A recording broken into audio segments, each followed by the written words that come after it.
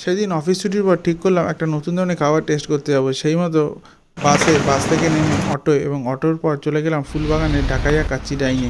দেখতে পাচ্ছ রেস্টুরেন্টের ভিতরটা একদম চিনচাপ। এখানে মেনলি বাংলাদেশি খাবারই পাওয়া যায়। তাদের এই মেনু থেকে অর্ডার করেছিলাম ঢাকাইয়া চিকেন কাচ্চি বিরিয়ানি জালি কাবাব, যেটার দাম নিয়েছিল 300 টাকা। দেখতে পাচ্ছ এই যে বলতে বলতে 10 মিনিটের মধ্যেই চলে এলো এবং এদের কোয়ান্টিটি কিন্তু অনেকটা, তার সাথেই স্যালাডটাও দিয়েছে। বিরিয়ানিটা যখন ভাবলাম দেখতে পেলাম প্রায় 250 গ্রামের একটা মাংসের পিস, আলু, একটা ডিম এবং এর মধ্যে লঙ্কাও ছিল। অর্থাৎ বিরিয়ানিটা খেতে কিন্তু বেশ ঝাল ঝাল ছিল। আমরা যে রেগুলার বিরিয়ানি খাই সেই বিরিয়ানির থেকে এটা সম্পূর্ণ আলাদা। আমার টেস্টটা একটু ভালো লেগেছে, তবে ঝালটা অনেকটা ছিল।